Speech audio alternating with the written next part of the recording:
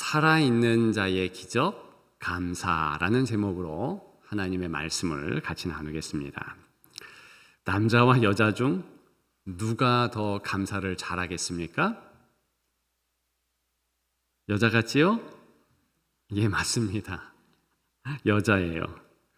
감사의 대발견이라는 책에 의하면 우리의 예상과 같이 여성이 남성보다 감사를 훨씬 더 잘합니다. 구체적으로 여성이 더 자주 감사 표현을 하고요. 인생에 감사거리가 더 많다고 느끼며 특별히 더 다양한 사람들에게 감사합니다. 흥미로운 것은 왜 남자들이 감사를 못하는가에 대한 이유인데요. 우리 남자들에게는 감사가 약함의 인정처럼 느껴진다는 것입니다. 내가 남에게 감사를 한다? 그러면 자기의 부족한 것이 드러나는 것 같은 그런 마음을 갖는답니다. 또한 남성은 남의 선행에 대하여 부채의식, 즉 나도 보답해야 한다는 의무감을 먼저 느끼기에 상대적으로 감사에 인색합니다. 그러나 이랬던 남성이 감사 일기를 쓴다면 여성보다 더 큰 효과를 본답니다. 매일 3가지 감사 이유를 작성한 남성이 동일한 활동을 수행한 여성보다 훨씬 더 아주 큰 행복감을 느끼게 된다는 것이지요. 중요한 것은 남녀 모두 감사하지 못하는 것, 그것을 좀 반성해야 될 터인데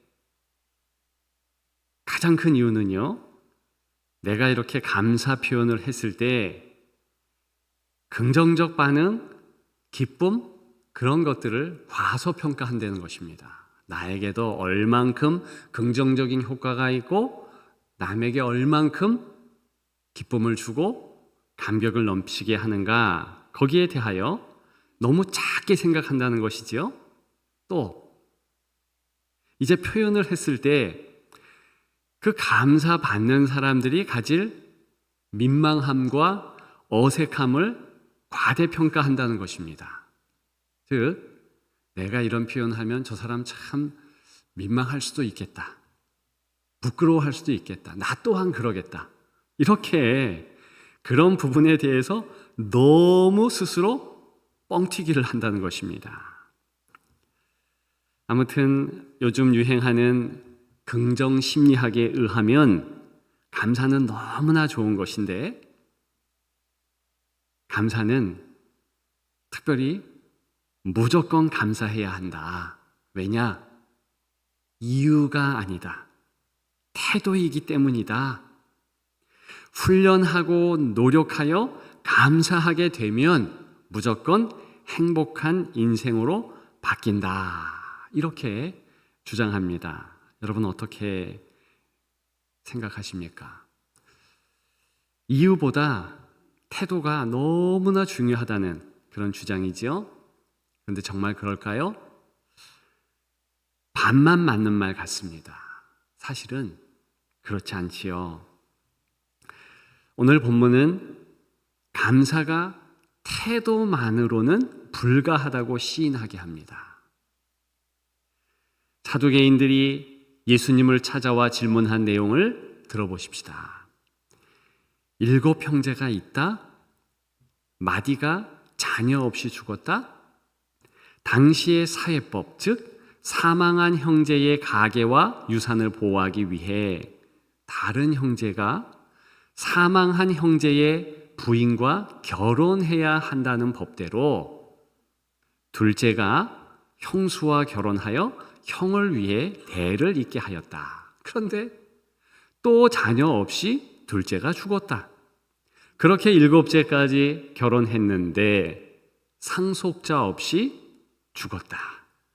채후에 이 여인도 죽었다. 부활 후에 그 여인은 누구의 아내인가? 이런 질문입니다. 주님은 우리가 읽은 대로 부활을 오해하였다고 24절에 말씀하십니다. 우리가 부활할 때는 천사들과 같이 되어서 지금과 같은 부부 관계가 있지 않다고 말씀하십니다. 즉, 모두가 완전한 사랑 안에서 가족과 같은 친밀감을 이루기 때문에 지금의 부부보다 더 가깝고 지금의 가족보다 더 가까운 그런 완전한 공동체를 이룬다. 어쨌든 중요한 것은 새롭게 된다는 것입니다. 내세는 지금의 세상과 완전 우리가 상상을 할 수 없을 정도로 달라진다. 이것이 주님이 오늘 본문에서 말씀하신 내용입니다.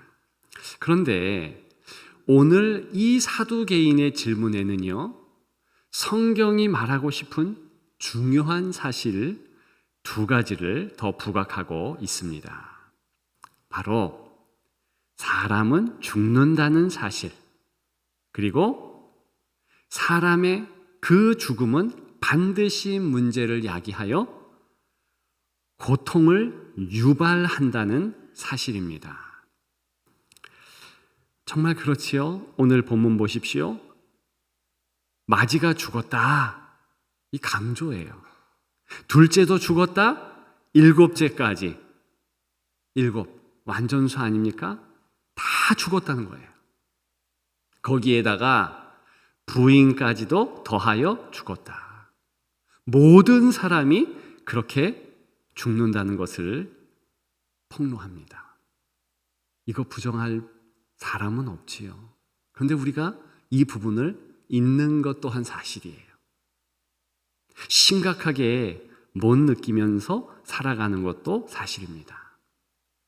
그래서 이 죽음 때문에 문제가 시작되었다라는 것이 오늘 이 사두개인의 질문 가운데 부각되고 있습니다. 정말 그런 것 같아요. 죽음이 삶을 완전히 지배하면 일상이 마비된다는 것을 우리는 코로나 팬데믹을 통해서 경험해 보았습니다.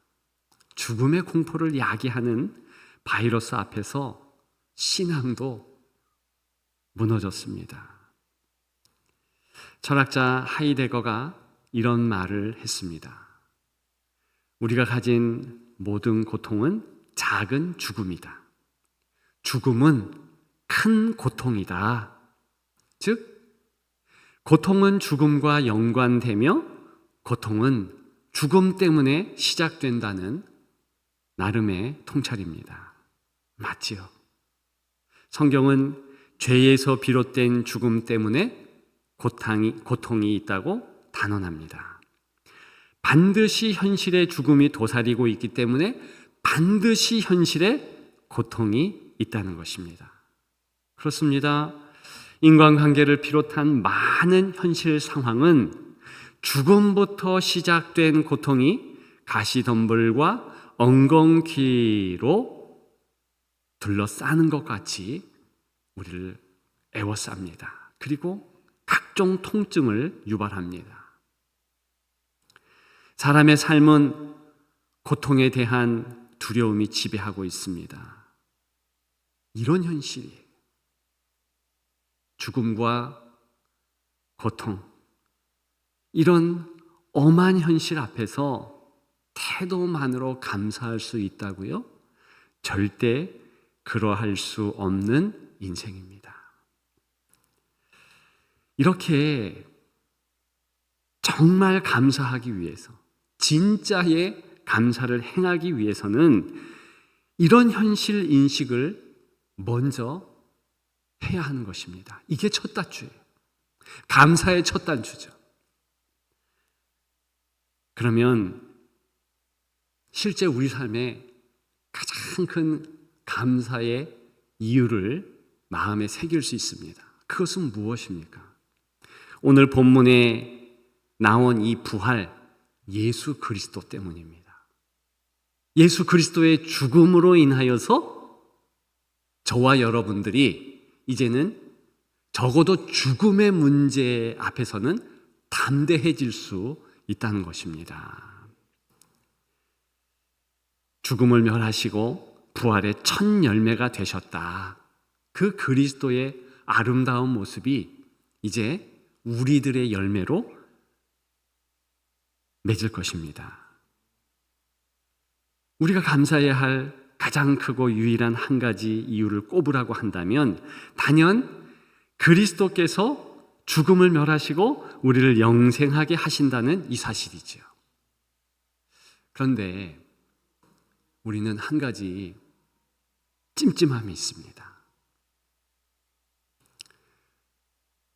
그렇게 주께서 죽음을 처리하셨고, 그렇다면 우리는 왜 여전히 고통 가운데 살고 있는가? 이 문제 아니겠습니까? 그것은요, 사는 것이 실은 고통을 안고 있다는 것입니다. 더 정확하게 말씀드리면 하나님이 산자에게 고통을 허락하신다는 것입니다. 오늘 본문에 보게 되면 하나님을 아브라함의 하나님, 이삭의 하나님, 야곱의 하나님이라 말하고 있습니다. 어떤 하나님을 말할까요? 하영조 목사님은 본문에 아브라함의 하나님을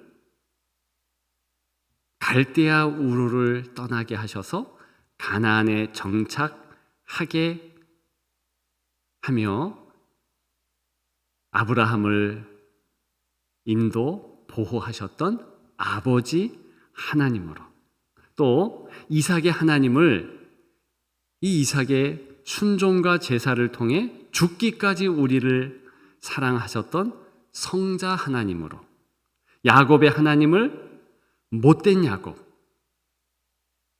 약하고 악한 야곱을 연단 훈련시켜서 드디어 이스라엘로 이름을 바꿔주신 성령 하나님으로 설명했습니다. 저는 더 나아가서 바로 그런 성삼위 하나님께서 아브라함과 야곱과 이삭, 즉 믿음의 사람들에게 다가오실 때 통증이나 아픔 또한 허락하시는 하나님이시라는 것입니다. 그것은 우리가 아브라함, 야곱, 이삭 이들의 삶을 보면 쉽게 알 수 있습니다. 하나님을 만날 때 항상 행복했을까요? 하나님을 믿고 살 때 언제나 기쁜 풍성, 감격, 그것들이 가득했을까요? 성경에는 그렇지 않다고 하지요. 두려울 때도 있고, 놀랄 때도 있고, 떨렸을 때도 없지 않았다는 것입니다. 그게 다 마음의 고통 아니겠습니까? 사실 하나님은 아브라함, 이삭, 야곱 마음대로 할 수 있는 분이 아니셨지요. 그분의 섭리, 그분의 인도, 그분의 역사하심이 훨씬 더 컸습니다. 그래서 아브라함, 이삭, 야곱 자신들이 도저히 생각할 수 없는 나름의 하나님의 방법으로 섭리하셨어요. 합력해서 선을 이루고 승리하게 하셨지만 그 과정에서 이들은 두렵고 떨었습니다.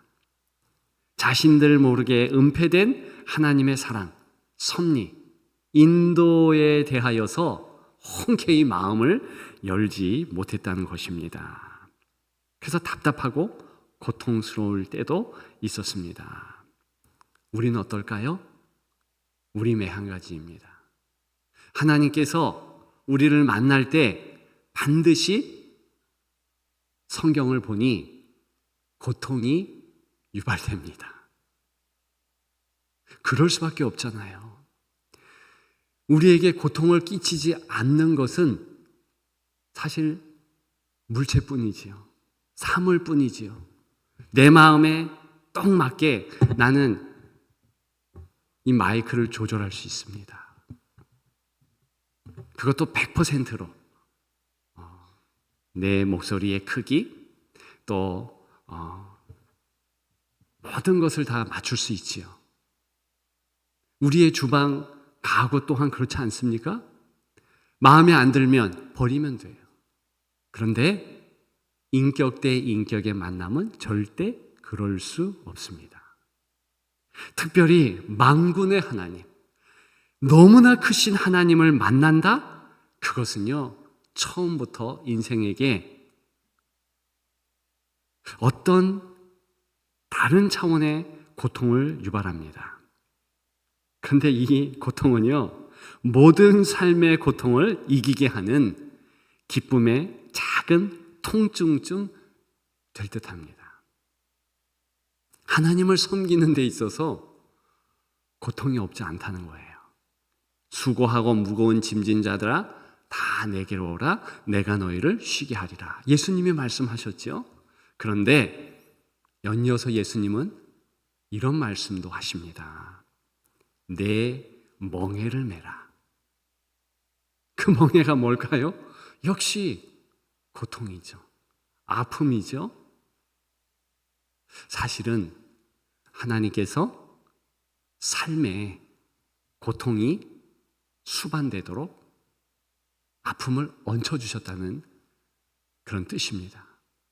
그렇다면 우리는 고통에 대하여서 조금 여유롭게 바라볼 수 있겠습니다. 이 지상에서 살아간다는 것은 고통이 있다는 뜻이에요. 산자라는 오늘 본문에 살아있는 자의 하나님이다. 제목이 담고 있는 이 내용, 이것은요, 바로 고통이 있는 삶을 의미합니다. 성도에게도 그렇습니다. 다만 이 고통을 하나님은 정말 선용하십니다. 우리를 성숙되게 아름답게 바꿔가십니다. 따라서 우리의 일상에 있는 우리의 고통, 어떤 분은 육신의 고통을 호소합니다. 어떤 분은 정신적인 고통을 또한 호소합니다. 마음의 답답함을 호소하는 분들도 만납니다. 그런데 여러분 아셔요? 오히려 그것이 살아있다는 증거예요.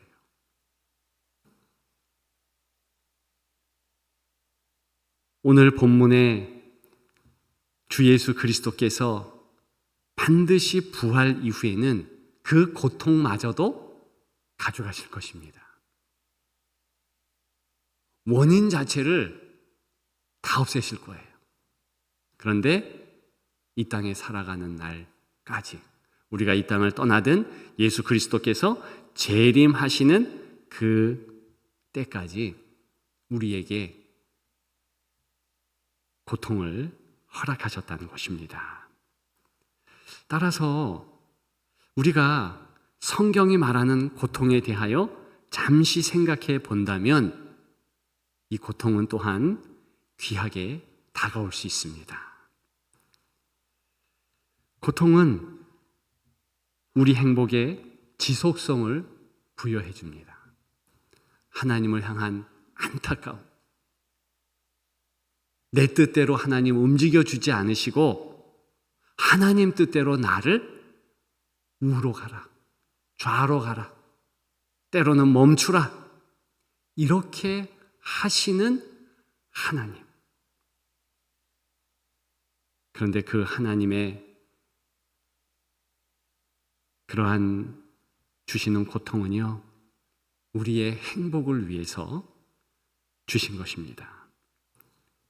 그래서 이렇게도 말할 수 있습니다. 고통이 행복을 지탱한다. 도파민 네이션이라는 책이 있습니다. 요즘에 아주 뜨거운 그런 책인데,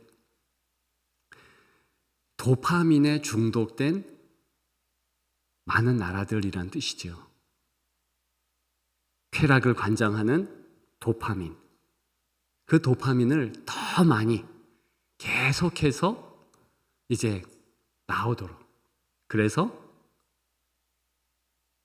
계속된 쾌락을 원하는 것이지요. 어떻게 될까요? 마약에 손을 대게 합니다. 요즘에 망가진 미국의 모습을 매스컴을 통해서 많이 보시지요? 우리 사회도 그 마약을 막아내기 위해서 정말 노력하고 있지 않습니까? 놀라운 발견은요, 그 도파민이, 그 쾌락을 관장한 호르몬이 많이 나오면 많이 나올수록 괴로움도 따라간다는 거예요. 그러니까 이게 동전의 양면처럼 붙어 있다는 거예요. 만일 저와 여러분들이 이 땅을 살아가면서 하나님께서 허락하는 그런 약간의 통증, 아픔, 괴로움, 이것들을 넓은 마음으로 수용할 수 있다면, 그러면 그 적은 괴로움을 통하여서 강력한 하늘 도파민이 우리에게 있을 줄 믿습니다.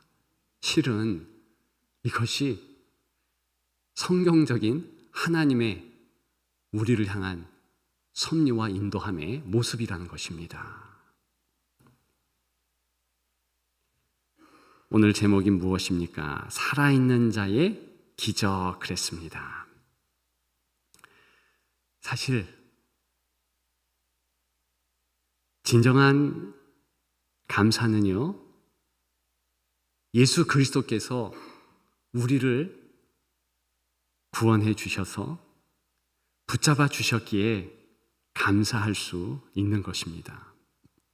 절대 진정한 감사를 할 수 없는 자가 이제 그리스도의 죽음과 부활로 감사할 수 있게 된 것, 이것이 얼마나 기적 중의 기적입니까?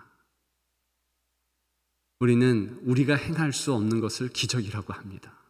그 가운데 가장 큰 것이 그리스도께서 우리를 위하여 행한 일이며, 그것을 깨닫는 것 또한 귀한 것이지요. 따라서 그리스도 안에서 고통은 이제 삶의 자양분으로 되어집니다. 영양제쯤 된다. 이 사실을 마음에 새기면서 특별히 그리스도 안에서의 참 감사는 고통을 감수하는 용기로 우리는 정의해 나갈 수 있습니다.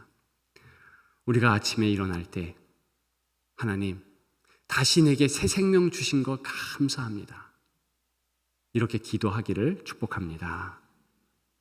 그 뜻은요, 내가 하루에 이 삶에 통증이 있고 아픔이 있고 그런다 할지라도 그것들을 다 감내하겠습니다. 이유는 내게는 이미 죽음이라는 큰 고통이 없고, 다만 지엽적인 하나님을 향하여 더 향하여 나아갈 수 있는 작은 고통들 뿐이오니 주님, 그렇게 하겠습니다. 그런 마음을 갖는 것을 성경에는 감사라 하는 것입니다. 우리가 금방 감사에 대한 찬양을 했지요. 날 구원하신 주 감사. 사실은 이것이 가장 큰 감사입니다. 우리 살아가면서 허락된 모든 것들, 그래서 사라진 눈물도 감사해야 되지만 여전히 있는 눈물도 감사화해야 할 줄 믿습니다. 그런 우리 모두 더욱 되시기를 감사의 거인 되시기를 주님의 이름으로 축복합니다. 축복합니다.